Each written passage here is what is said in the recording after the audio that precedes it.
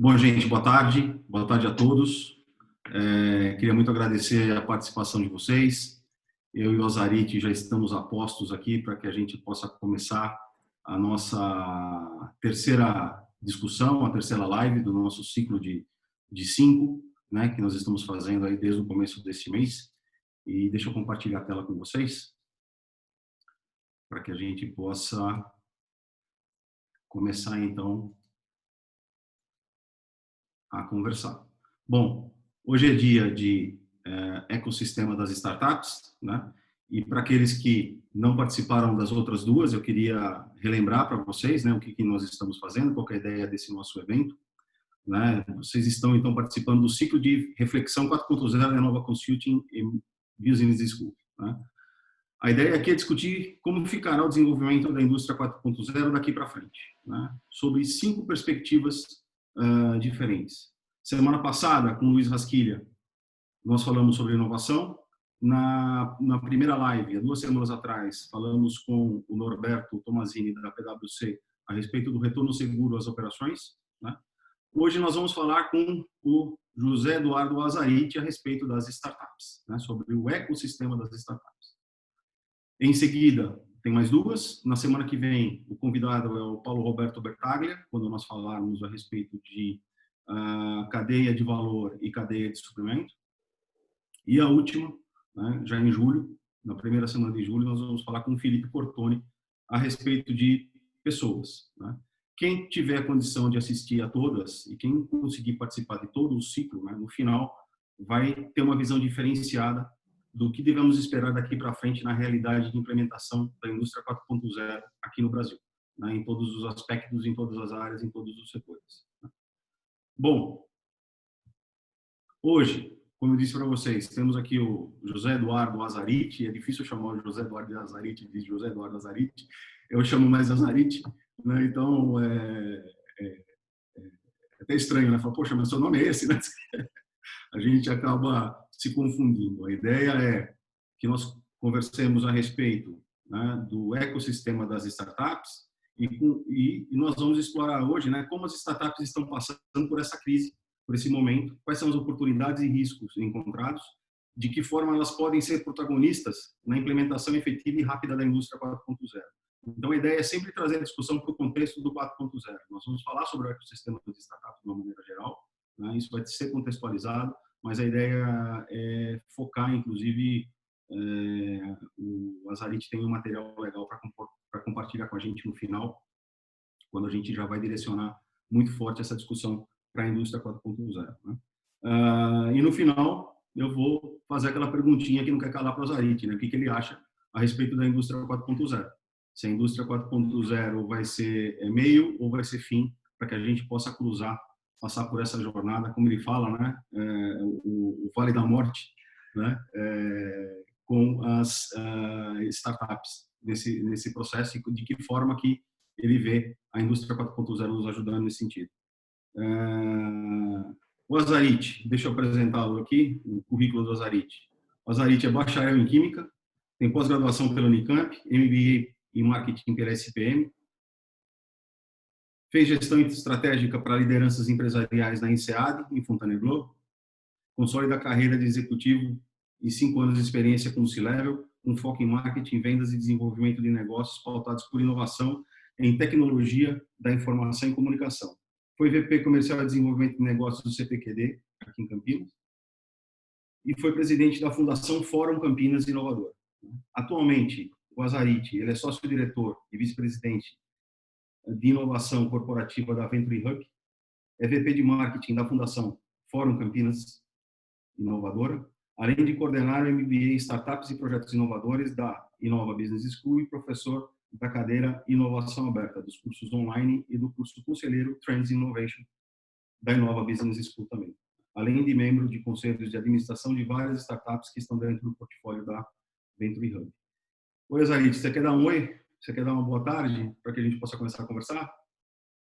Sim, bom, primeiro, Grandini, é uma honra estar aqui contigo. Estou vendo aí essa plateia cheia de gente conhecida, um monte de gente que também a gente não conhece, o que mostra a pujança desse tema e o que tem despertado aí de curiosidade, né? Então, agradeço aí a oportunidade de estar junto contigo, um velho amigo aí de longa data aí, militando nessa questão aí do 4.0, desde que Sim, vou falar nisso, o Grandini é um dos ícones aí. E junto com o isso.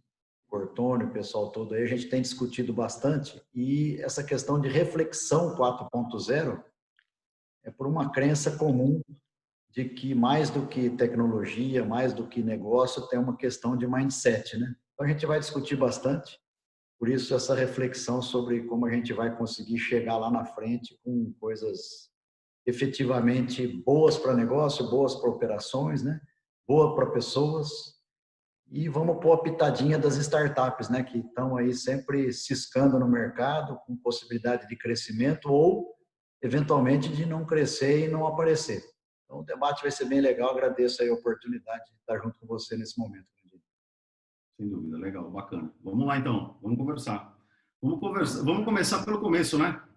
Bom, acho que você tem tanto tempo quanto eu aí de estrada, e eu sempre estou começando todas as lives com essa pergunta, né? Que crise, né? Que crise, né, Zarit? Quer dizer, que situação que a gente está vivenciando, uma situação totalmente inusitada e que traz a gente para um contexto totalmente diferente daqueles que a gente já tinha experimentado antes. Nós passamos, pelo menos aqui no Brasil, né? Eu tenho certeza que, eu diria que durante toda a minha carreira sempre teve uma crise que a gente teve que enfrentar aqui no país. Só que nessa proporção e dessa forma, eu acho que a gente não teve a chance de, pelo menos até onde eu me lembro, né?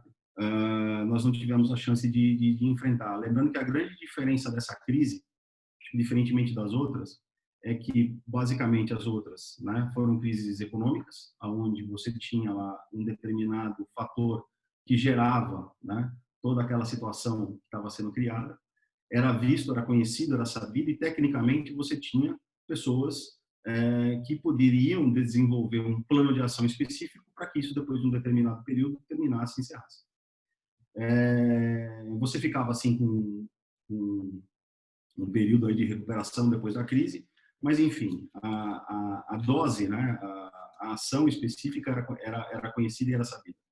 E esse é o grande problema dessa crise que a gente está vivenciando, porque nós vamos chegar nesse ponto quando tiver uma vacina, quando tiver um tratamento especificamente, até a gente ter a vacina, mas a diferença é exatamente essa. Durante este período, né, de agora até ter isso, onde a gente não tem essa visibilidade exata de quanto tempo vai demorar, a única coisa que a gente sabe é que vai demorar um bom tempo, a perspectiva é que seja lá para o segundo semestre do ano que vem, a gente vai ter que lidar muito fortemente nos nossos negócios com o quê? Com a sustentação, com a suportação dos nossos negócios, né?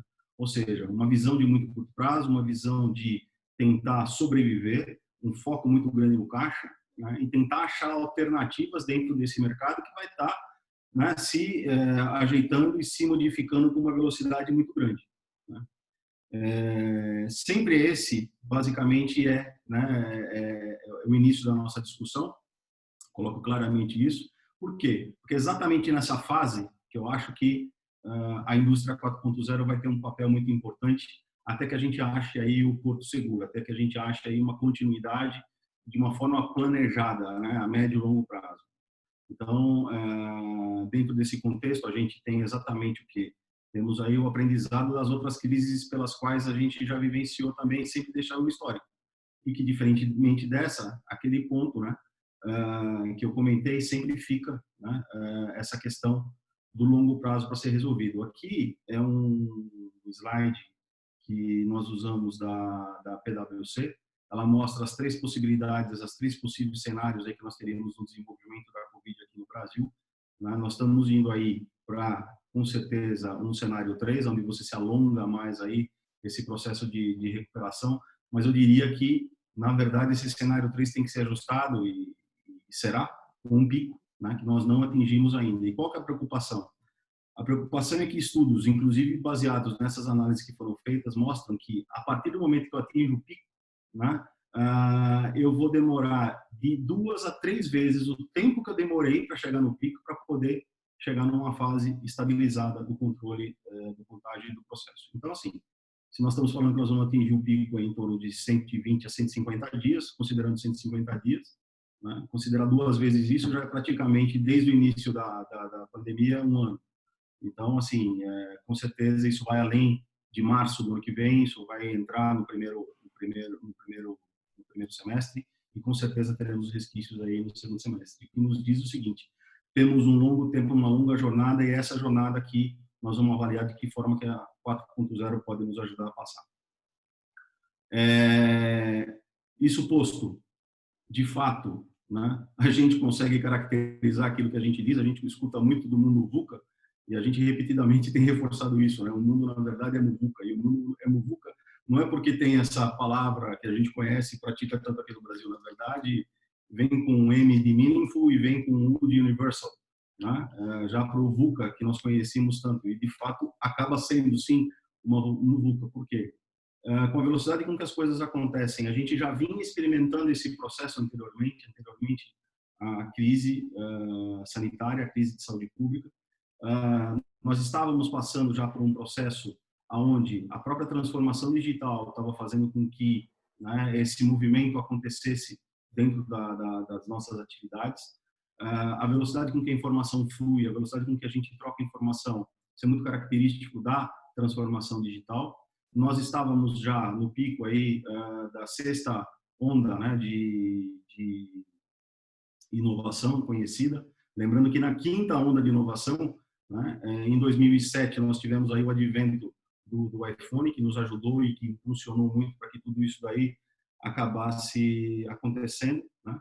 E fomos pegos no meio do caminho, potencialmente por toda essa situação que a gente abriu falando. Ou seja, nós já tínhamos aí um contexto onde as empresas estavam sendo obrigadas, né, a encontrar maneiras rápidas, ágeis, né, e adequadas para atender uma demanda mais específica que estava vindo do mercado. Eu chamo de a demanda da transformação digital, que são, especificamente falando, uma demanda muito mais voltada para a questão da personificação, personalização de produtos, né? A customização passa a ser relevante nesse processo, onde você passa a ter uma dinâmica muito grande na forma como você pode encontrar seu produto. Então, você pode encontrar seu produto no varejo, numa gôndola de supermercado, ou numa farmácia, ou na internet também. E isso dá mobilidade e faz com que a gente possa ter opção da compra, né? E também ela tem uma característica muito específica, que é a dinâmica toda do processo, né? Uma dinâmica onde você tem todo o processo desenvolvido em quem? No consumidor. E aí a gente pode dizer, de fato, né, que o consumidor é o centro das atenções, porque hoje a gente consegue falar com ele como pessoa física, né? Você consegue falar com a pessoa através das mídias sociais. Então você de fato chega no elemento mínimo, né, desse processo, que é essa interlocução efetiva com o consumidor. Tudo isso, né, fez com que as ferramentas que nós temos dentro da indústria 4.0 elas sejam ferramentas efetivas para que possam nos ajudar a dar essa resposta. Então eu costumo dizer que Indústria 4.0, ela não é mais do que uma caixa de ferramentas onde nós temos as respostas necessárias para as demandas que nos são trazidas por um mercado que vive no meio da transformação digital. Lembrando que não é mais inovação. Indústria 4.0, a gente falou, a gente começa a falar nela efetivamente aqui no Brasil fortemente a partir de 2015, 2016. Ela iniciou em 2012, ficou forte a partir de 2014, né? Então, assim, já é algo que é sabido e é conhecido há 8 anos. Então, não dá para dizer mais que é inovação. Ela vem agora sendo entendida, sendo compreendida e, de fato, né, eu acho que toda essa situação vai fazer com que a gente tenha o quê? Né? Vai fazer com que a gente tenha um fator adicional, que é o fator da readequação a esse mundo do VUCA, né, que nós temos que nos readequar para poder atender a realidade que temos a enfrentar daqui para frente, né? E, mais do que nunca, Indústria 4.0 acreditamos que vai ser uma ferramenta muito importante, né? E aí, eu trago essa imagem, inclusive, se me dá licença, é uma imagem que você usa muito nas aulas e eu acho que é bem interessante, né? A gente vivia muito disso aqui no passado, né? A gente vivia muito desse modelo aqui, né? Que era o choque dos gigantes, né? O choque de titãs aqui, né? As grandes corporações brigando e batalhando pelo seu espaço no mercado, né? E eu diria que era a concorrência do passado, a concorrência pesada do passado era uma coisa que caracterizava muito isso, né? Onde você tinha barreiras criadas, onde você tinha toda uma questão de tentar, né, colocar algum produto, alguma ideia que você desenvolvesse para um consumidor, não é vindo do consumidor para desenvolver e entregar o que ele quer, né? o processo de concorrência todo era muito grande, você tinha domínios, né, de conhecimento, onde efetivamente o capital era muito forte, né, e o conhecimento não era tão importante nesse sentido. E o que a gente vem vendo? A transformação digital, na verdade, ela vem fazendo com que a gente passe por isso, né? É uma inversão aí, né? Na verdade, agora os grandes estão sendo perseguidos pelos pequenos, e os pequenos aqui caracterizam, né, não por tamanho, mas por agilidade, voracidade e velocidade, né, as startups. Elas estão cada vez mais indo atrás dos grandes, e tem esse slide também aqui da Startse, que eu acho que é bem interessante. A primeira vez que eu vi também foi numa apresentação da Venture Hub, onde ele mostra aqui, né, o site da Wells Fargo, né, um banco nos Estados Unidos, mostrando para cada ícone onde ele presta um determinado serviço, quantas startups tem, né, oferecendo exatamente aquela atividade. Ou seja, isso daqui é o exemplo claro, né, desse efeito aqui, né, desse efeito cardume aqui que a gente tem. Né? E cada vez mais isso está acontecendo para todos os setores, né, para todas as áreas. E de fato, né, o que acaba acontecendo? A gente começa a prestar atenção do porquê que existe toda essa agilidade. E quando a gente analisa, né, de uma maneira um pouquinho mais efetiva, como que é o processo de desenvolvimento, né, aplicando ferramentas como, por exemplo, as ferramentas que as metodologias ágeis nos dão, né, de lançamento de um produto, acho que parte da resposta está aqui. Né? Quando a gente olha da ideia, né, do problema em si, né, do entendimento do problema, até o momento em que você já começa a tracionar o seu negócio com uma solução para aquele problema específico, a gente vê aqui que, pelas metodologias ágeis, né, as startups têm aí um tempo médio de chegar numa resposta como essa em 6 meses. Né? E aí, com certeza, com aquele tamanho todo, aqueles elefantes, né, e aquela inércia toda a ser vencida, chamou atenção e chama a atenção de muitas empresas na forma como isso é feito. É lógico que não dá para dizer que as grandes empresas, isso eu também acho particularmente errado, né? Falar que as grandes empresas têm que se transformar em startups, né? Eu acho que isso não vai acontecer. As grandes empresas, muito pelo contrário, vão ficar mais grandes ainda. Mas eu acho que as grandes empresas elas estão dando ouvidos, né? E estão tentando entender de uma maneira efetiva exatamente como é que é esse processo de desenvolvimento, como é que é esse processo de agilidade, esse processo de velocidade que as startups começaram a desenvolver. Tem muitas razões para isso, né? E eu vou explorar algumas delas, mas eu acho que o mais importante é exatamente isso, né? Independentemente se você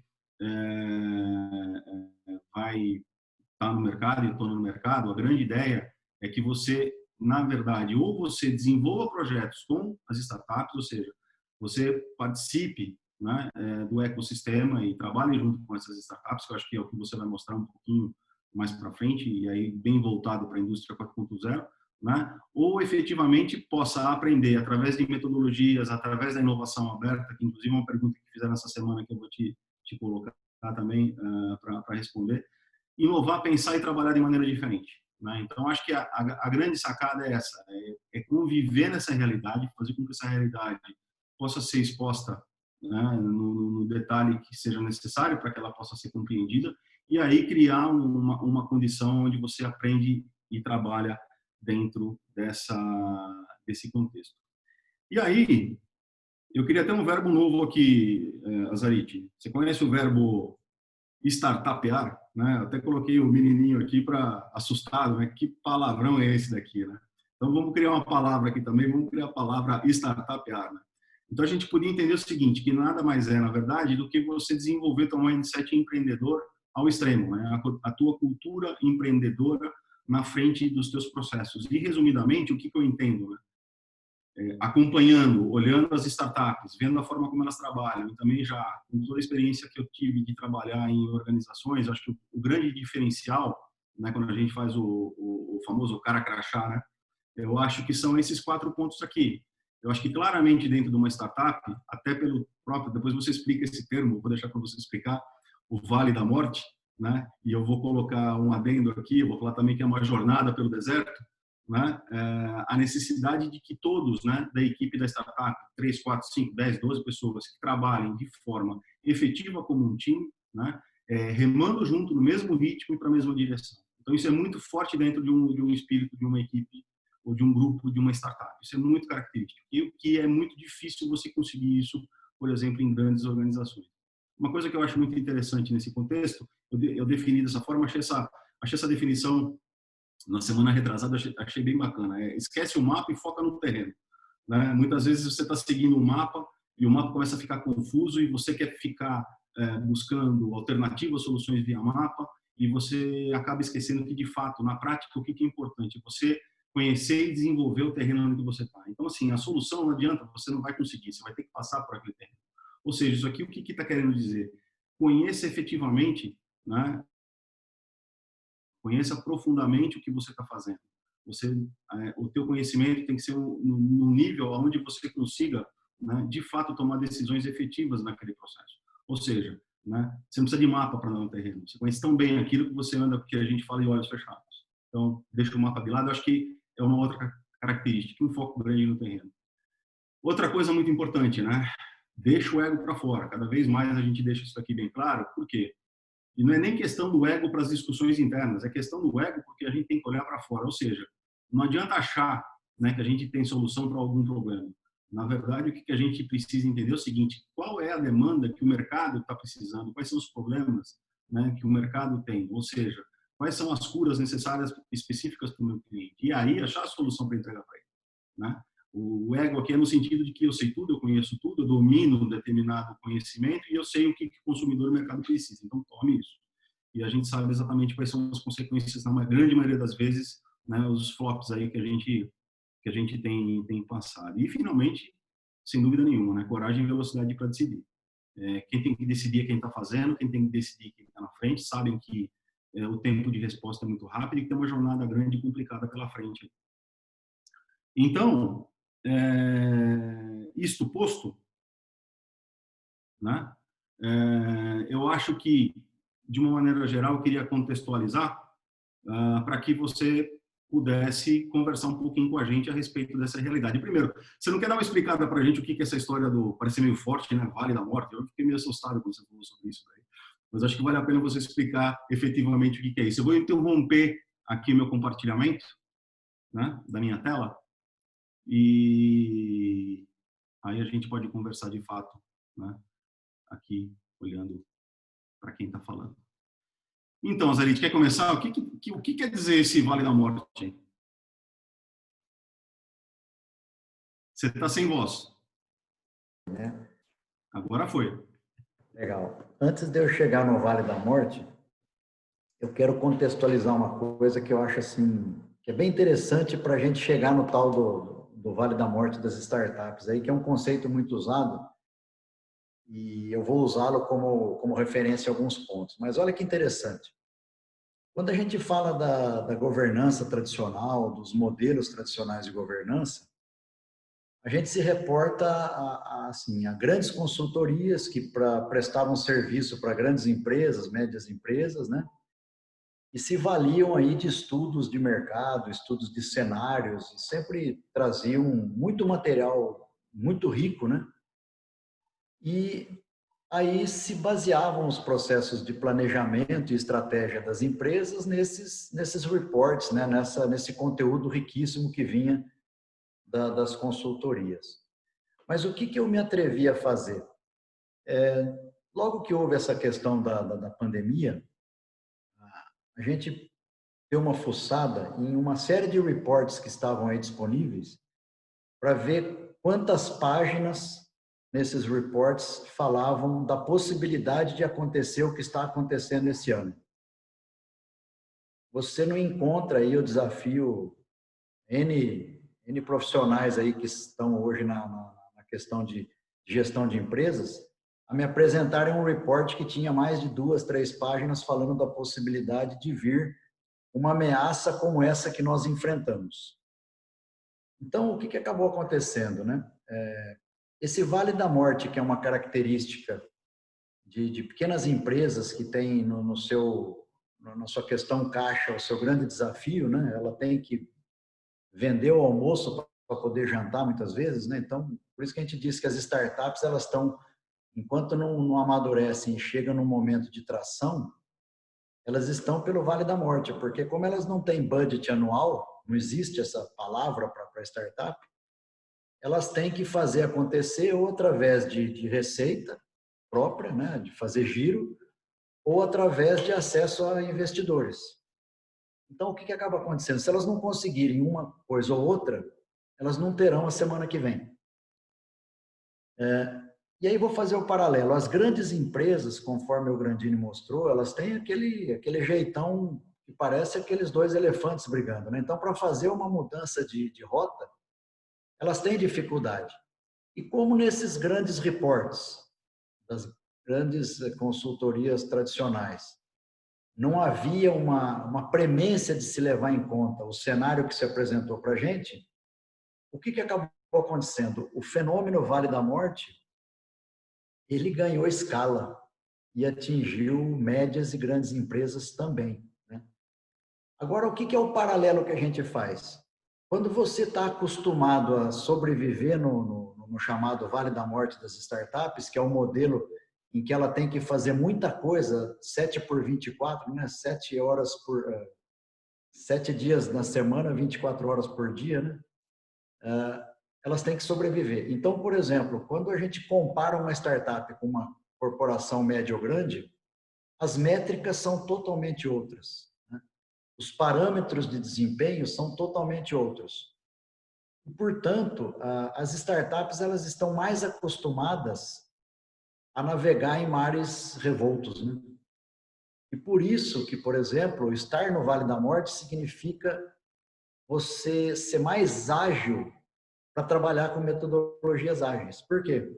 Se você não fizer os movimentos com a rapidez que o mercado lhe impõe, a chance de você não conseguir respirar no próximo dia é enorme.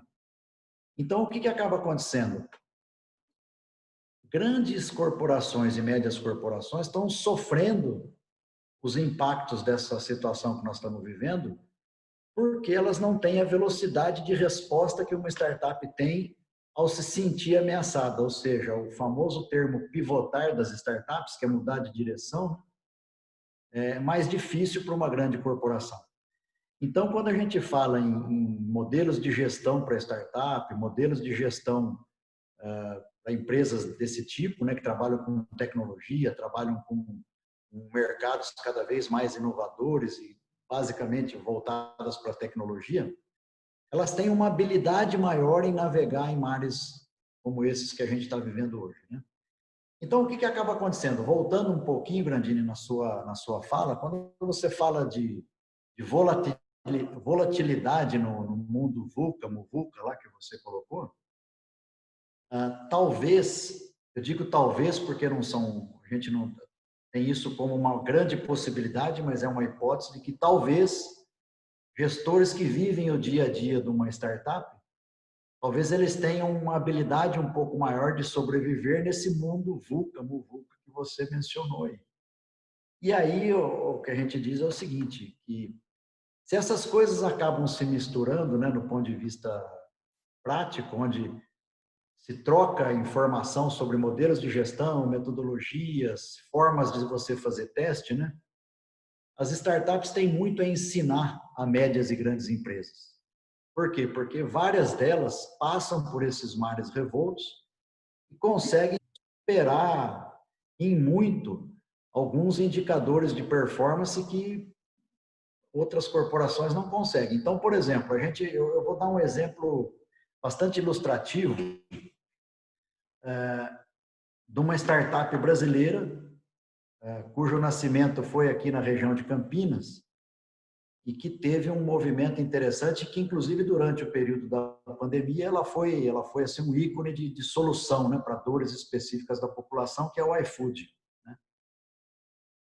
O iFood ele tem uma característica interessante, ele por forma de governança, a inovação faz parte da cultura e os pequenos experimentos usando metodologias ágeis são parte do dia a dia de praticamente todas as pessoas do iFood. Então, a velocidade com que o iFood faz uma adaptação ou faz um teste de probabilidade de uma hipótese é algo assim impensavelmente não há uma comparação com grandes corporações já estabelecidas, com budgets enormes, etc. E por que eu dou o exemplo do iFood? Há cerca de um ano, mais ou menos, o iFood recebeu um importante investimento e que tinha um objetivo específico de levá-lo a outras geografias, a crescer e por aí afora, né? Só que nesse mesmo momento, aterriza no Brasil um concorrente do iFood de porte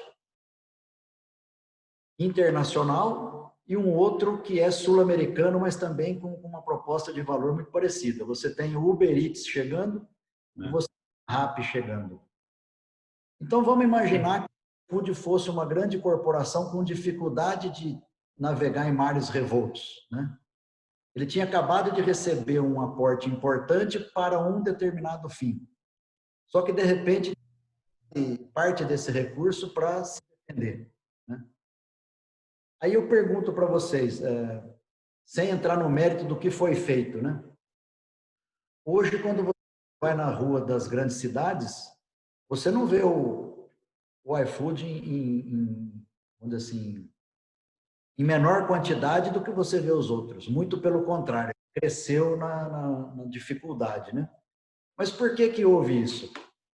Muito facilmente a gente observa que houve isso, por quê? Porque ele tinha metodologias dentro de casa que permitiram com que ele fizesse as modificações necessárias, e eu não sei quais são, para que ele pudesse superar esse momento de turbulência via uma concorrência importante. O que não deixou de fazer com que ele tivesse a jornada dele continuada, investindo em tecnologia, inteligência artificial, drones, enfim, coisas de altíssimo conteúdo tecnológico, mas o negócio foi preservado. E por que isso? Por conta de uma cultura. Eu estava falando de mindset um pouquinho atrás, o que a gente vê é que ali havia uma cultura de que você fazer experimentos certo e experimentos que dão errado faz parte. E aí é que entra um ponto que você colocou em algum momento. Quando você tem um budget, você tem um projeto de mais longo prazo, você se apodera, isso é da natureza do gestor, né? Você se apodera desse recurso e você só vai ligar os alertas de que algo pode estar dando errado quando você gastou 60%, 70%, 80% do budget, porque você não está no Vale da Morte.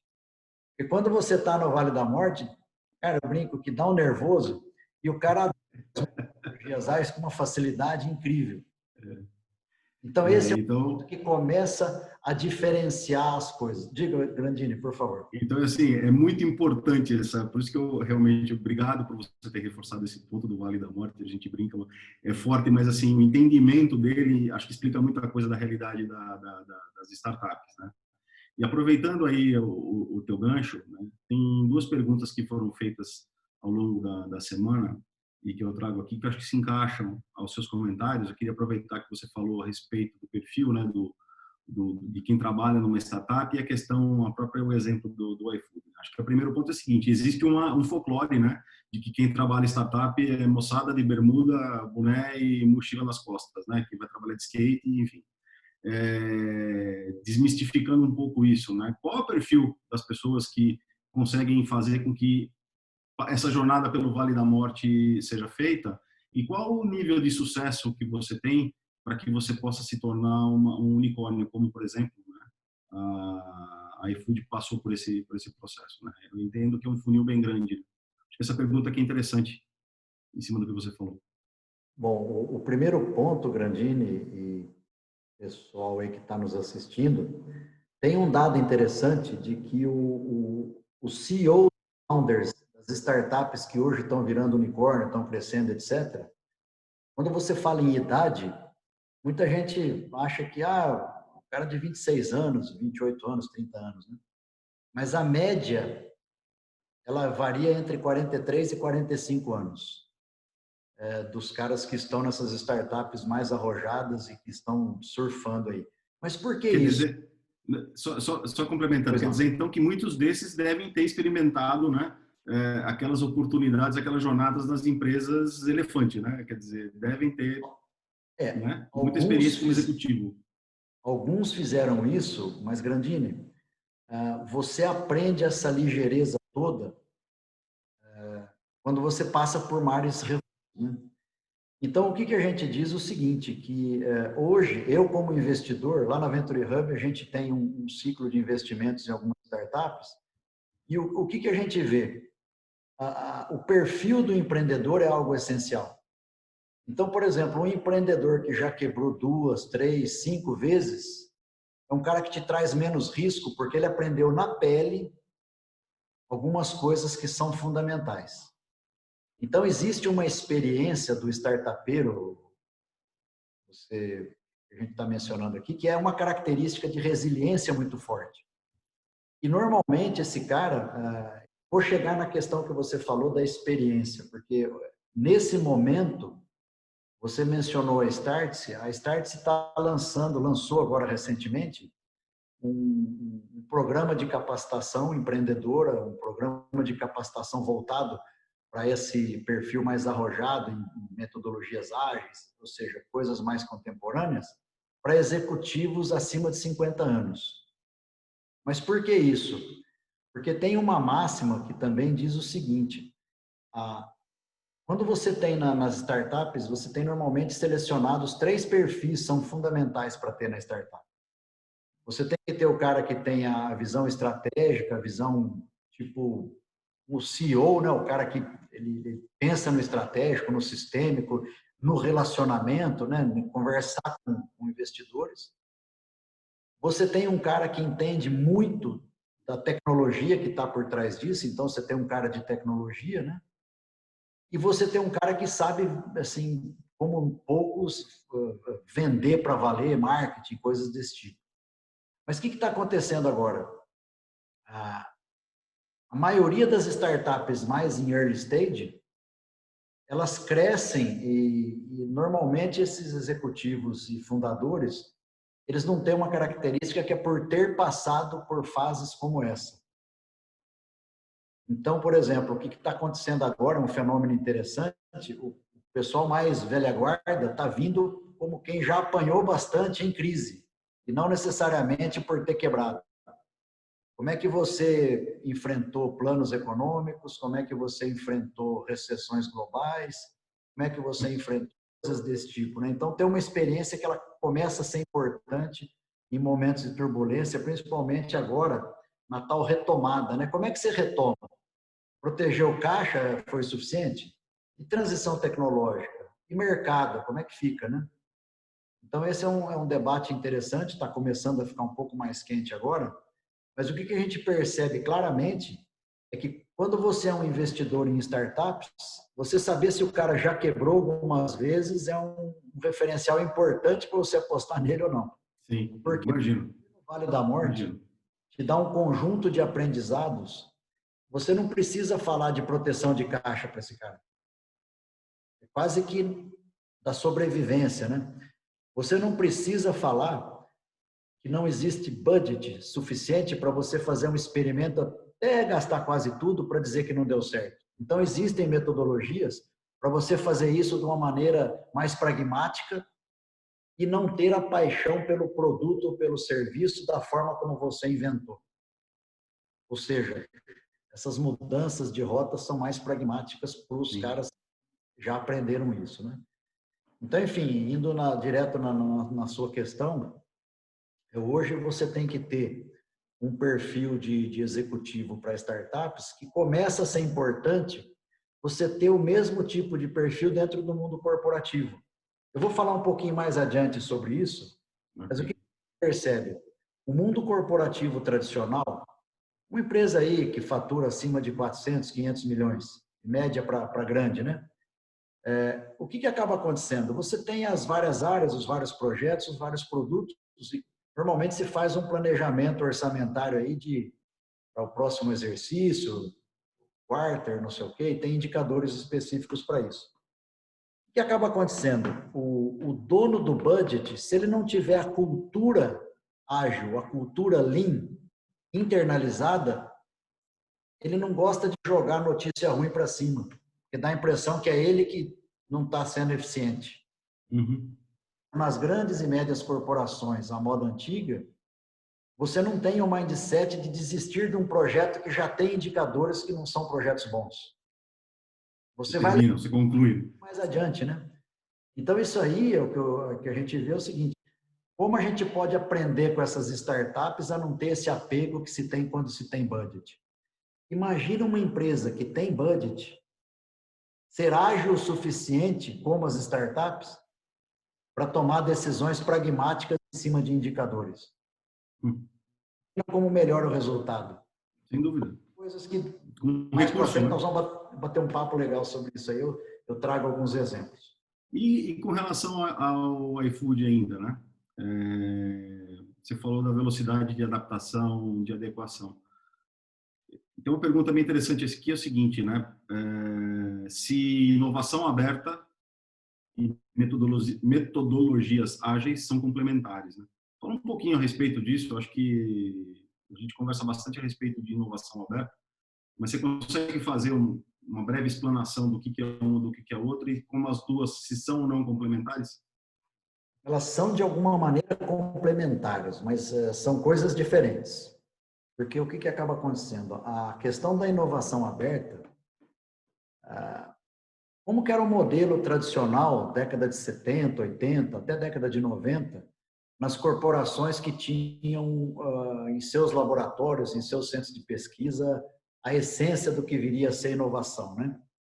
Normalmente, essas corporações, o que elas faziam? Elas colocavam um recurso importante em infraestrutura de laboratório, a contratação de engenheiros, mestres, doutores, né? Que vinham lá a um custo importante. Você tinha projetos, e da natureza da pesquisa e desenvolvimento, projetos que não davam certo, então você perdia alguma coisa. Então, o que acaba acontecendo? A gente sempre diz o seguinte, que nesse modelo você tem o quê? A tua criatividade está limitada ao seu boundary, às suas cercanias. E potencialmente as cabeças que você tem dentro de casa. Então, já assim, de saída, você tem uma questão matemática. Por mais exponencial que seja o crescimento das ideias dentro de casa, elas são limitadas ao número de pessoas que estão pensando aquela dor, aquele desafio, né? E, portanto, além de ter essa limitação de exponenciar do ponto de vista intelectual, você tem um custo fixo baseado no custo que você tem com esses desenvolvimentos apenas internos. Uhum. O que acaba acontecendo? Nas organizações até a década de 90, um pouquinho mais para frente, você não tinha o costume e a cultura de trazer ideias de fora para dentro. Então, o que acaba acontecendo? Os conceitos mais modernos de inovação aberta, eles começam a ser mais importantes a partir de 2005, 2006. Ou seja, 15 anos atrás. Há 15 anos atrás é que a gente começa a ver o quê? Alguns movimentos de empresas que começam a entender o que é ecossistema de inovação aberta. E ecossistema, a gente põe o seguinte, o uso de ideias externas, assim como o uso de ideias de dentro, que eu ainda não usava nos processos de inovação, de maneira a aumentar a boca do funil de possíveis soluções para dores do mercado. Tá? E fora isso, tem o dado de que no conceito de inovação aberta, o cliente tem vez. No conceito da inovação tradicional, eu desenvolvo algo a partir das minhas hipóteses e vou jogar isso para fora. Tá? Então, inovação aberta é bem isso, é você permitir que você tenha processos que capturem valor também de fora. Sim. Eu falo fora, é fora da empresa e fora também da engenharia, do P&D interno ali. Colaboradores e colegas multidisciplinares que possam trazer valor para você também. Então, esse é o conceito de inovação aberta. O que é a questão das metodologias ágeis? Isso é outra coisa. As metodologias ágeis, elas põem um pragmatismo de você ter algumas premissas. Primeiro, aceitação do risco. Projetos falham. Né? Então, esse é um ponto importante. Segundo ponto importante que tem a ver com metodologias ágeis. Você valida hipóteses e gasta pouco antes de tomar decisões de investimento mais parrudo, ou seja, você protege o seu investimento, protege o seu caixa, na medida em que você toma decisões mais pragmáticas de continuidade ou não. E para isso existem as metodologias ágeis para você fazer o quê? Grupos multidisciplinares, trabalhando com os modelos de Lean Startup, onde você faz validação com mais intensidade, Customer Development, enfim, uma série de técnicas aí que a gente tem a partir aí de pelo menos 10 anos para cá, e que isso começou a ficar mais intenso. Então, por que eu digo que são complementares essas coisas, né? As metodologias ágeis te ajudam metodologicamente a tomar uma série de decisões e uma série de caminhos de projeto. E ecossistemas de inovação aberta te ajudam a trazer mais quantidade de insights e ideias a partir de uma cultura mais aberta, de que você pode não estar pensando 100% das possibilidades em cima de uma determinada dor, em cima de um determinado tema específico, né? Então, respondendo a sua pergunta, são coisas complementares. Agora, quando unidas, dão um diferencial incrível, incrível para empresas de todos os portes, né? As startups já nascem com esse mindset de uso das metodologias ágeis e inserção em ecossistemas de inovação aberta. As grandes corporações ainda têm muita preocupação com propriedade intelectual. Eu costumo dizer que assim, o grande mal, são dois males das grandes corporações e médias que ainda não aderiram a esse modelo. O budget, que dá zona de conforto, e o outro ponto é o not invented here, ciúme. Porque o que acaba acontecendo? Há um mundo corporativo que precisa de uma transformação cultural para aceitar o que vem de fora. E essa é a grande dificuldade. Então, quando a gente fala de Corporate Innovation, que é um capítulo que eu vou falar um pouquinho mais adiante, a essência da inovação corporativa, à luz do que são as metodologias ágeis, do que são os ecossistemas de inovação aberta, é você fazer uma transformação cultural como o primeiro passo. E essa transformação cultural tem a ver com você quebrar alguns paradigmas de tempo, budget, de tempo, de status quo. Quantas pessoas protegem o status quo a partir de... Sem dúvida. Indáveis, que você sempre tem uma desculpa para pedir mais dinheiro, né? E, resumidamente, aquela história do ego, né? Então, assim, resumidamente, é a história do ego. Deixa eu te fazer uma pergunta. Você falou de inovação. Tem um outro ponto que foi colocado aqui que eu achei bem interessante. Você que está acompanhando esse processo todo, você falou que as metodologias ágeis estão implantadas, já estão aí sendo usadas já há um bom tempo, há quase 10 anos. O conceito de inovação aberta já desde 2005, enfim, você tem já um bom período aí para poder mensurar e medir. Isso, de fato, está fazendo com que as inovações disruptivas, né, aumentem proporcionalmente àquelas inovações pontuais, incrementais. Né? Você sente que começou a aparecer muito mais inovação disruptiva do que antes, ou isso, na verdade, não tem relação com isso? Como é que você vê isso? Grandini, mais ou menos. O que eu vejo? A antiga inovação incremental, quando você tem um mindset das metodologias ágeis, você faz a inovação incremental como se fosse dia a dia das operações, usando metodologia. Melhoria contínua. Exatamente. O princípio dessas metodologias ágeis, se você for fazer um paralelo com as coisas da década de 90 e tal, nada mais é do que um bom PDCA moderno. No fundo, conceitos Lean. Com ciclos curtos. Tá? Então, ciclos curtos e pouco apego ao excesso de budget e ao excesso de proteção da tua ideia, do not invented here. Então, é bem pragmatismo mesmo, né? Agora, o que acaba acontecendo? Voltando nessa questão, as metodologias ágeis, elas nos ajudam a questão da inovação incremental de uma maneira absurda, com eficiência operacional e tal. Tanto que nós da Venture Hub, quando trabalhamos metodologias ágeis em workshops específicos dentro das organizações, via de regra, a gente é contratado para trabalhar o quê? Desafios operacionais de curto prazo.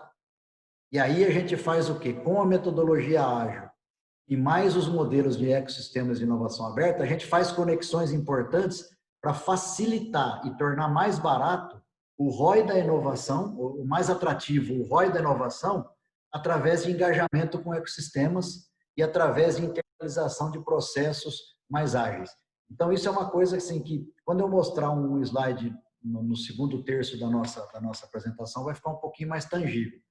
Mas o que é legal? Quando você fala da disruptiva, essa não tem necessariamente a ver com metodologias ágeis. É que o que acaba acontecendo? Quando você trabalha Open Innovation, inovação aberta, o que acaba acontecendo? Lembra que eu falei daquela limitação intelectual que você tem dentro de casa? Sim. Se abre para entender o que está acontecendo no ecossistema de startups, nos núcleos de inovação tecnológica, no seu entorno, dentro dos seus desafios e estratégias de negócio, você tem insights e acesso a tecnologias e modelos de negócio disruptivos muito mais rapidamente. O que falta para você? Ter metodologias estratégicas de seleção e opção de quais são os projetos que você vai apostar.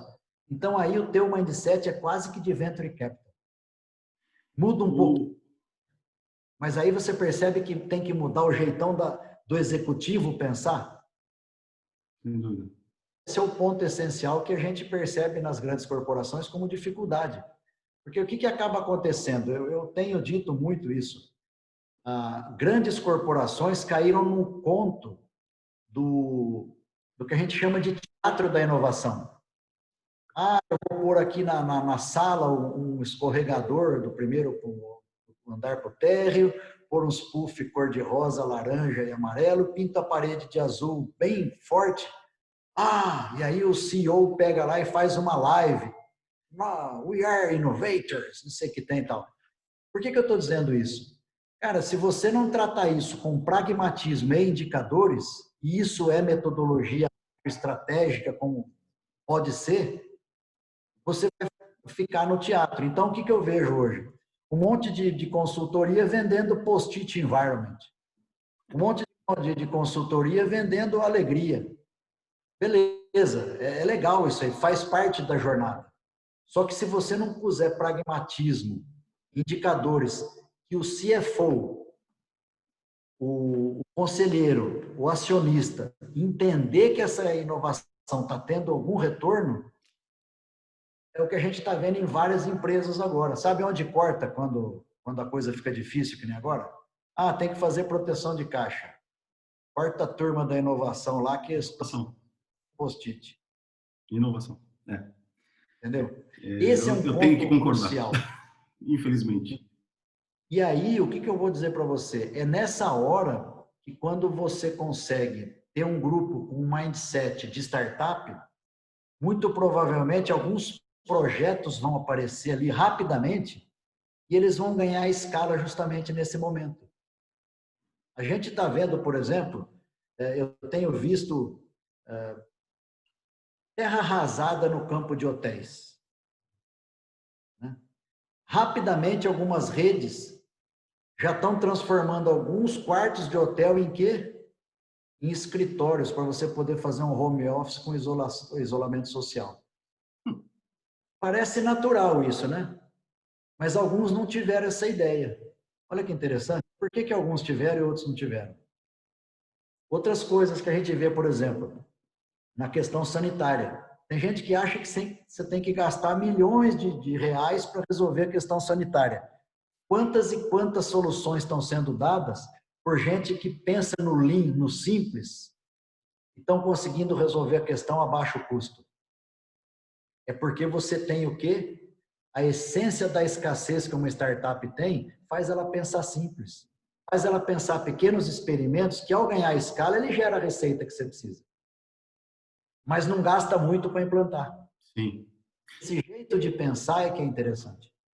E de que forma que, até o Luiz colocou aqui, né, para a gente, pra você dar uma dica de como construir um ecossistema ou como se ligar a eles, né? Como é que você, o que você sugere nesse sentido aí? Dá a dica, dá o caminho das pedras aí. Ô, Grandini, faz a pergunta de novo, que eu fui ver aqui o nosso Não chat. apareceu? Ah, Não, eu fui olhar o chat e perdi sua pergunta.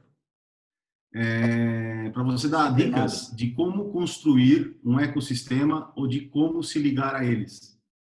O Luiz Rasquilha pediu para a gente discutir isso daí, perguntou para você. Ah, legal. Então, ó, então eu vou mostrar aquela apresentação. O que você acha? Então, eu vou te pedir para você esperar mais um pouquinho, porque tem mais uma Mais um pergunta para pouquinho. fazer, aí a gente vai entrar de cabeça em 4.0. Pode ser? Porque já vai dar 6 horas, a gente entra no terço final aí. Pode ser? Tá bom, fica tranquilo. Luiz, Pergunta que não quer calar. segura Diga. aí, Luiz. Ah, segura aí, Luiz. Pergunta que não quer calar. E aí, o que essa crise econômica de fato está causando para o ecossistema das startups? Quais são as dificuldades? Quais são as situações que elas estão enfrentando? Como você mesmo disse, teve um corte de investimento nesse setor. Enfim, como é que isso de fato, como é que as startups estão sobrevivendo? Como é que elas estão passando por isso? O que nós estamos observando é o seguinte: você imagina estar no Vale da Morte e ter essa crise. O cara chega quase que no limite do oxigênio, né? Então, o que a gente está percebendo? Tem uma orientação forte de redução de gastos assim ao extremo, né? Proteção de caixa, ou seja, o tradicional. Algumas, elas estão sofrendo bastante a crise, por quê? Porque você tem mercado que acaba tendo dificuldade, você tem custos adicionais. Eu acho que várias delas que saíram dos coworkers, onde elas pagavam por mês, dificilmente voltarão porque elas se digitalizaram rapidamente, porque eles são muito ágeis nisso, né? Mas o que a gente está observando, Grandini? Nós temos lá na Venture Hub duas startups que eu costumo dizer que são modelos de que quando você está alinhado com o momento, tem a perspectiva de aproveitar essa onda, você acaba se dando bem. E temos exemplos do ecossistema que acabaram não tendo essa oportunidade. Então, eu vou começar pelo exemplo ruim, só para a gente matar ele logo, que é o seguinte: alguns segmentos são segmentos que, no pós-pandemia, terão dificuldade, né? Então, o que a gente está vendo? N startups estão ligadas a questões voltadas para turismo, por exemplo. Essas que faziam qualquer coisa ligada a turismo estão passando por dificuldade. Então, só as grandes que já tinham tido investimentos, etc., que estão se protegendo e tendo alguma expectativa de sobrevida. As mais em estágio inicial, elas não conseguem investimento agora. Porque o que está acontecendo com o investidor? Se ela não conseguir com o caixa dela, dificilmente ela vai conseguir uma rodada de investimento para sobreviver em mais 1 ou 2 anos. Então, esses segmentos que foram fortemente afetados pela pandemia, essas terão muita dificuldade. Mas olha que interessante, no mundo, num horizonte de tempo não tão longo, a quantidade de dinheiro ela é constante. Estou errado? Está no bolso de alguém o negócio. Valoriza, desvaloriza, mas em termos de dinheiro, está mais ou menos tudo por aí. Então, o dinheiro não acabou. Só que o investidor ficou muito mais seletivo. Por quê? Tem muito projeto bom que está mais barato agora. Sem dúvida nenhuma. Oportunidades, né? É uma oportunidade. Então, a gente está vendo acontecer investimentos em startups durante a pandemia. Nós temos um caso aqui da região de São Paulo, que é um portal que tem a ver com psicólogos e não sei o quê. Recentemente foi anunciado um investimento importante neles. Do nosso portfólio, nós temos uma que é da área de bioinformática, que desenvolve eles trabalham voltados para desenvolvimento de novas moléculas e é quem está resolvendo o problema do Ministério da Ciência e Tecnologia no desenvolvimento de testes aqui no Laboratório Nacional de Luz Síncrotron aqui em Campinas. É uma startup do nosso portfólio, a Apta, que faz o quê? Usando algoritmos complexos, ela traz há meses um desenvolvimento que durava anos de uma molécula nova. E agora fizeram isso aqui e acabaram tendo uma possibilidade de investimento importante. Nós temos uma outra que é na área de entretenimento, música, para trabalhar dentro de casa. Essa primeira se chama Apta e essa se chama Cover. A Cover é um aplicativo para músico e esse músico, ele desliga, por exemplo, se ele é baterista, ele consegue multiplexar todos os instrumentos ali, desliga a bateria e ele toca junto com uma banda. Quando você está em casa sozinho, ou com mais uma ou duas pessoas, e você gosta de tocar, então ela teve um crescimento importante e também teve os seus investimentos nesse período. Então, por que eu estou dizendo isso? Há uma oportunidade, aí eu vou pegar o gancho com a pergunta do Luiz, de não só investidor ficar em olho em projeto bom. Tem muita corporação de grande porte que, através de um mínimo de suporte de laboratório, suporte de vendas, capilaridade, pequena quantidade de capital, pode fazer parceria ou investimento em startups que te trazem o quê? Modelos de negócio disruptivos e tecnologias disruptivas, numa velocidade impensável.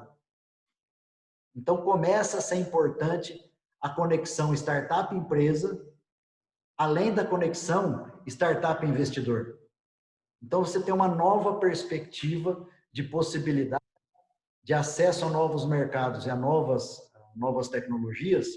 Por quê? Porque as startups, como elas estão no Vale da Morte e não tem nada a perder, elas testam tecnologias extremamente disruptivas. Normalmente, você vê um CEO ou um CTO desse tipo de startup e conseguiu um recurso de uma bolsa de doutorado. Esse cara fez um projeto incentivado da FINEP, CNPq, FAPESP. Então, ele gastou dinheiro por você, corporação, para atingir um nível de qualidade tecnológica que você teria que gastar tudo com aquele teu pessoal do laboratório lá dentro. E ele já fez isso. É fazer essa correlação. E ele já fez isso e você pode pegar isso exatamente num ponto em que você tem a disrupção. E aí você começa a falar o quê? A linguagem do CFO, do acionista, do conselheiro. Porque você mostra a ROI da inovação de uma maneira mais pragmática. Retorno de investimento, sem dúvida. Um projeto in-house. 10 milhões. Na conexão com essa startup. Eu gasto aqui 500 mil, 400 mil e daqui a 2 meses eu já estou no mercado vendendo meu negócio. Olha que interessante. Então, você começa a ter mais pragmatismo nessa relação. E hoje, o que eu tenho certeza, existem projetos muito bons para você fazer modelos de inovação corporativa muito virtuosos, né? Então, se você souber fazer isso, porque olha só, tem uma máxima que diz o seguinte: se você for modo urubu, grande corporação querer sugar tudo ali da startup, o mercado de startup se conversa muito e sabe que você é mais interesseiro do que um parceiro. Então, você tem que se apresentar enquanto grande corporação como algo na linha de colaboração. Porque aí o ecossistema gosta de você e você vai atrair. Exatamente. Ou seja, tem aquela questão da boa prática dentro do ecossistema, né? Para com o ecossistema, né? E o ecossistema sabe disso e ele entende como isso evolui. Muito bom. Azarite, bom, vamos falar de 4.0? Acho que vocês têm uma experiência interessante, você quer compartilhar com a gente uma coisa interessante, que acho que agora o tema todo é isso, né? De que forma que as startups podem nos ajudar a fazer a implementação mais efetiva, mais rápida de 4.0? Você tem uma historinha para contar para a gente aí? Você pode fazer isso em 20 minutos? Eu vou fazer talvez até em menos, mas eu vou contar uma historinha antes, porque só para contextualizar a nossa audiência. Bom, eu estou nessa jornada com o Grandini aqui no ciclo 4.0, nós temos o trabalho lá na Inova Consulting nessa linha, mas o meu dia a dia, eu tenho 70% pelo menos da minha dedicação no dia, ele está voltado para a Venture Hub, né? Nós somos um hub de aceleração de startups e de inovação corporativa. A gente diz que acelera a inovação corporativa através do entendimento e da relação com o ecossistema de inovação aberta e de empreendedorismo de alto impacto. O que significa isso? A nossa habilidade é fazer o meio de campo para que isso funcione adequadamente. Então, o que eu vou mostrar para vocês agora? Nós estudamos, e aí tem um estudo profundo de pelo menos 5 anos que a gente vem mirando isso aí. Na verdade, eu estou há 2 anos especificamente voltado para isso dentro da Venture Hub como sócio, mas a empresa vem desde 2012 acelerando startups. Em 2018, o que nós fizemos? Nós pegamos essa experiência, eu peguei a minha experiência de quem esteve do lado corporativo tendo dificuldade, a organização que eu trabalhei, ela parecia vamos dizer assim, um elefante pegando um cálice na cristaleira. Vai esbarrar em algum lugar. Porque tinha uma dificuldade de, vamos dizer assim, de fazer o soft landing no ecossistema de inovação e empreendedorismo. Então, o que acaba acontecendo? Com base nesse aprendizado que eu tive, mais o aprendizado dos meus sócios lá no Venture Hub, nós criamos uma metodologia de fazer essas conexões adequadamente. Então, o que eu vou mostrar aqui para vocês é um dos programas, e conforme o Grandini me pediu, eu foquei no programa que nós estamos fazendo, que é da Indústria 4.0. O mesmo que vocês vão ver hoje, a gente já fez na vertical de agrodigital, com muito sucesso. Estamos já lançando o segundo batch do agrodigital. A gente fez na área de food innovation, o batch de atração das startups está aberto. E nós estamos com esse que eu vou mostrar para vocês, já lançado em Manaus, e a gente está começando o launch dele agora nos próximos dias. Tá? Então, do que nós estamos falando aqui? Eu vou mostrar para vocês um slide. Parapapá.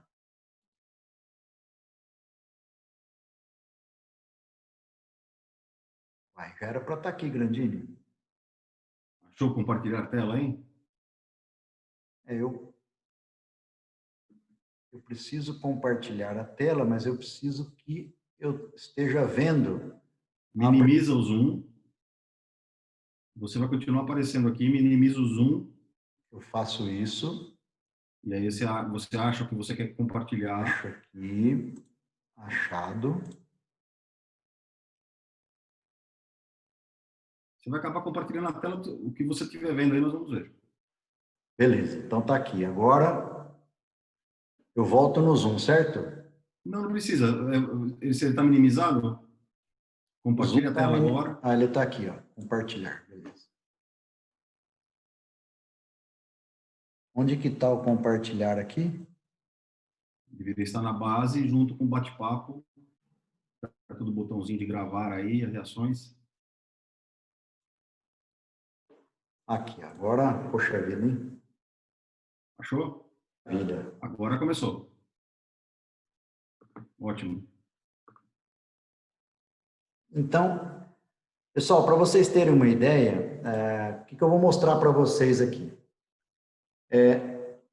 Só deixa eu checar. Todos vendo aí a tela do Azarite, pessoal? Dá um ok aqui no papo. Tá, vamos embora. Vamos em frente. Todo mundo vendo? Beleza. Sim. Então, o que a gente fez aqui? Primeiro que esse programa é um programa que a gente fez baseado na seguinte dor. Startups têm dificuldade de conexão com grandes e médias corporações, têm dificuldade de acesso à tecnologia porque é um negócio caro para ela. Tá? Por outro lado, grandes corporações têm dificuldade de acesso a essas novas tecnologias e novos modelos de negócio e muitas vezes não sabem onde achar essas startups ou como lidar com essas startups. É muito comum, por exemplo, o cara do compras pedir 3 balanços para o cadastro da startup. Ela não tem nem 2 anos e o cara já quer 3 balanços registrados em cartório e tal e coisa, né? O cara do RH fala, nossa, será que isso não dá liability trabalhista, trabalhar com esses caras aí? Vai que o cara corta o dedo aqui, depois vai entrar na justiça. Tem 1000 coisas que a grande corporação não está muito habilitada a lidar com isso. Então, o que nós fizemos, né? nós criamos um programa de capacitação e aceleração de startups com foco em soluções digitais para a indústria 4.0. Tá? Esse é um programa que nós lançamos em Manaus e que atende a cerca de 500 empresas do polo, do ponto de vista de dores, mas é patrocinado por uma das empresas do polo, que é a TPV AOC Philips. Então, o que eu vou mostrar aqui para vocês, o que é? Agora vamos falar de conceito. Qual que é o nosso papel Venture Hub fundamental aqui? Nós somos o grande articulador do ecossistema. Nós provemos infraestrutura, e essa infraestrutura é infraestrutura e metodologia de aceleração de projetos e startups. Nós trazemos sempre uma instituição de pesquisa. No caso lá de Manaus, é o grupo ICTS, que é o parceiro, é um centro de pesquisa local, que é habilitado e habilitado como um centro de pesquisas para o CAPDA, que é lá da Suframa. Então, eles têm know-how, têm laboratórios, têm pesquisadores, né? Nós atraímos grandes e médias empresas, porque é onde está a dor de mercado. Por conta de termos uma instituição de pesquisa, nós temos pesquisadores, mentores das startups para melhorar a startup do ponto de vista tecnológico. Trazemos tecnologias e ativos tecnológicos para dentro do programa, para melhorar a oferta de valor da startup em termos de produtos e tecnologias. E nós juntamos uma quantidade de mentores de negócio, de tecnologia, enfim, de tração e de tudo isso, né? Então, qual que é a grande habilidade da Venture Hub neste caso? Nós somos o articulador das relações desse grande ecossistema e fazemos um programa estruturado de aceleração tecnológica e de negócios de uma startup dentro do programa. Tá? Então, olha só, o que vem a ser esse Techstart Indústria 4.0? É um programa de aceleração criado pelo Grupo ICTS e pela Venture Hub, com apoio da Fundação Muraqui, que é uma fundação lá de Manaus, que aporta recursos dos projetos prioritários, né? E aí, lá a gente ajuda empreendedores, startups, médias e grandes empresas a acelerar negócio e tecnologia para a indústria 4.0. O que a gente faz, né? Nós fazemos a conexão articulada de startups, empresas e instituições. Nós provemos, durante o programa de aceleração, acesso a informações especialistas e laboratórios. Fazemos aceleração tecnológica e de negócios. A nossa parte Venture Hub é a aceleração de negócios. E a parte do ICT, do Instituto de Ciência e Tecnologia, é a aceleração tecnológica. Do quê? Da oferta da startup. E provemos infraestrutura e investimento durante esse processo.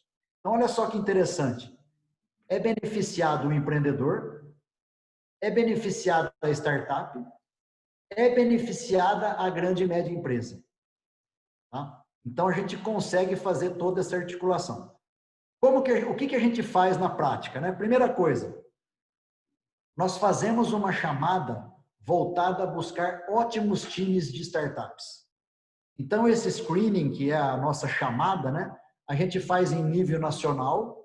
Normalmente aparecem de 90 a 100 startups, num processo super rápido, que qualquer corporação teria muita dificuldade de fazer. Nós selecionamos algo como 50 para as entrevistas e testes, e são entrevistas e testes padronizados, com uma série de indicadores que a gente busca colher dos pitches das startups. Aí tem um comitê de seleção que avalia tecnologia e negócio.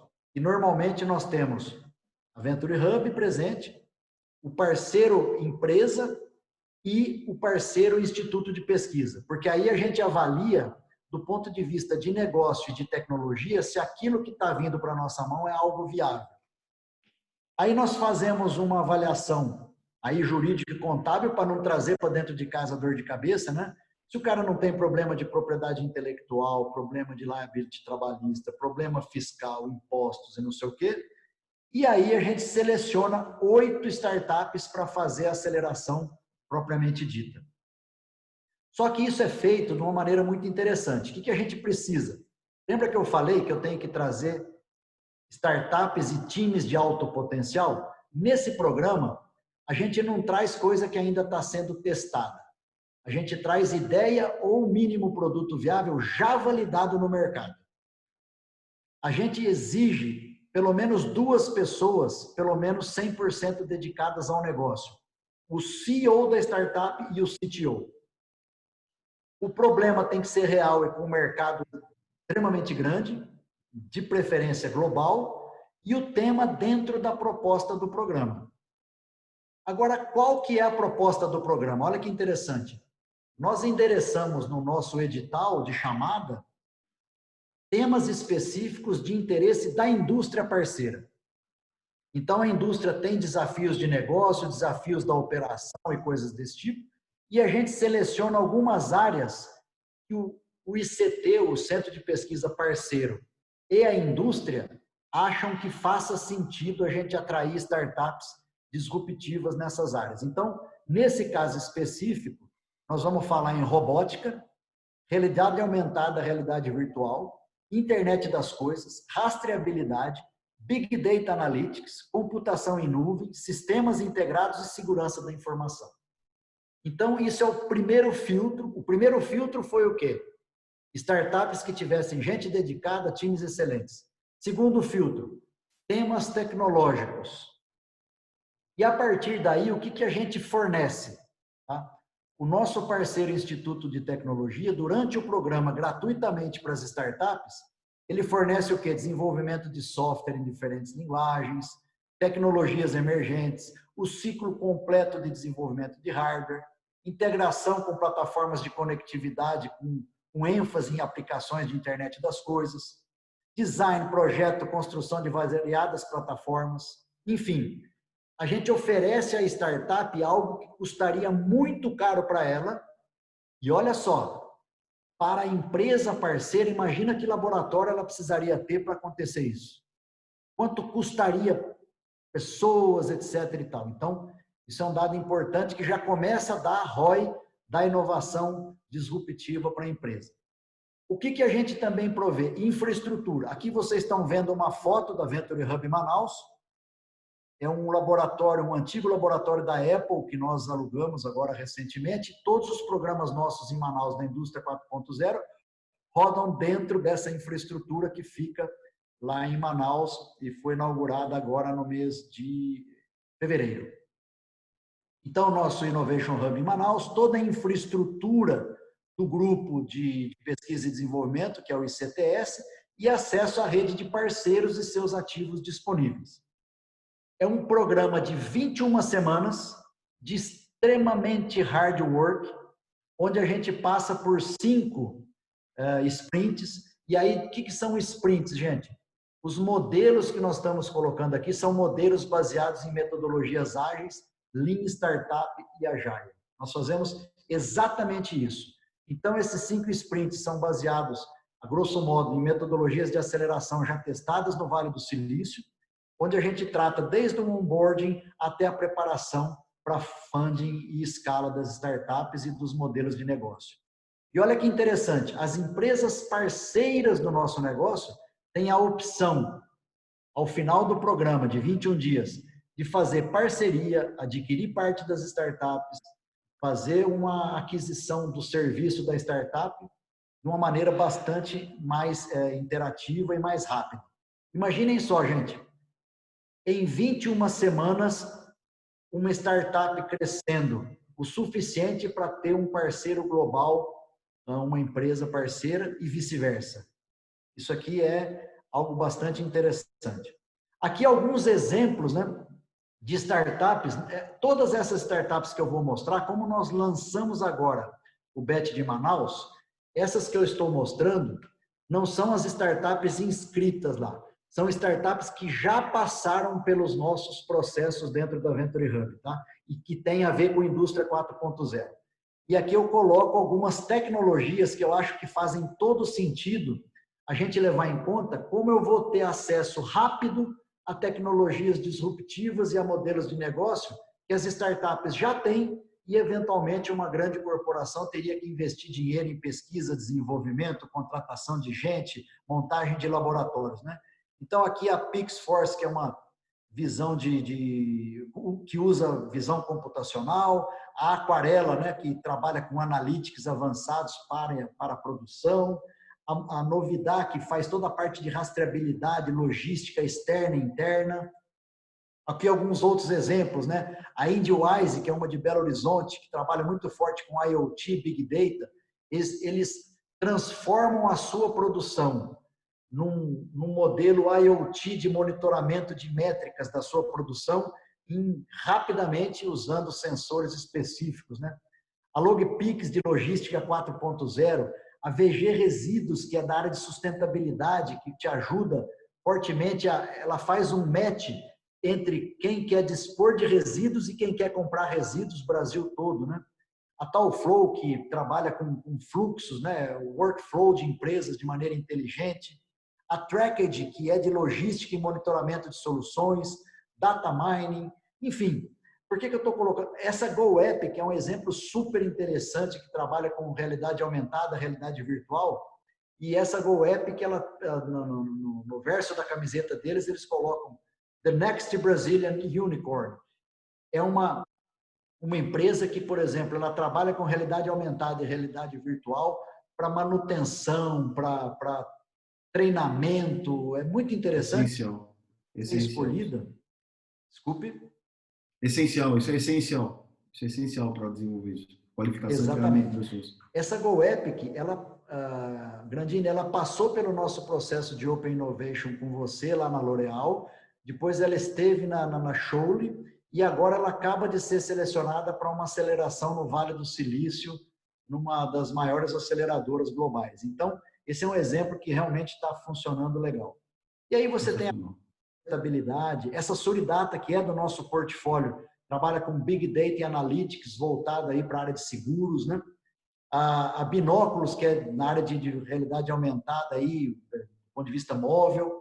Enfim, esse é o tipo de startup que um programa dessa natureza atrai. Eu fico imaginando você fazer qualquer requisição de compras numa empresa média e grande para atrair esse tipo de tecnologia para dentro da sua casa. Só aí já dá uma dor de cabeça.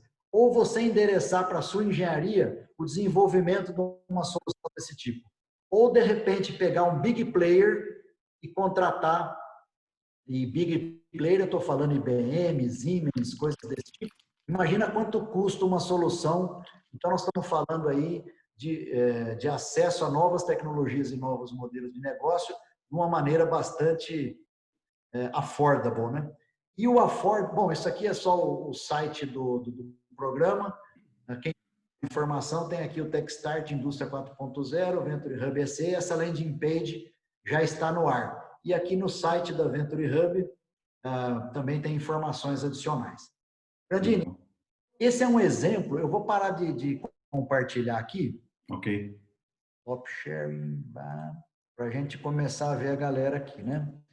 Então, por que eu dei esse exemplo? Olha só, esse é um dos programas de integração do ecossistema empreendedor a favor de startups, pesquisadores, empresas, aceleradoras, investidores e mentores. O nosso papel nesse caso é fazer essa coordenação toda. Qual que é o grande desafio? Grandes e médias empresas têm medo disso. Grandes e médias empresas têm preocupação de preservação dos seus laboratórios, dos seus times de P&D. As empresas que são soul smart e vão sobreviver no pós-pandemia são aquelas que entenderam que isso lhe permite acesso a coisas de maneira affordable. O pós-pandemia vai necessitar de coisas mais baratas, seja para o consumidor final, seja para as empresas que sobreviverão. Aquelas que se digitalizaram, fizeram a lição de casa, essas sobreviverão. Só que talvez elas tenham que gastar menos com pesquisa e desenvolvimento. Então, entender o ecossistema de inovação e empreendedorismo, daquela forma, daquele átomo que eu mostrei ali, não necessariamente através de um programa desse tipo, mas você pode ter programas de corporate innovation frequentes dentro da sua companhia que façam uso de modelos parecidos com esses do Techstart. Então, você pode trabalhar internamente, rodando seus programas, fazendo chamadas para desafios que possam estar na linha mais operacional ou na linha mais disruptiva. Qual que é a inteligência disso?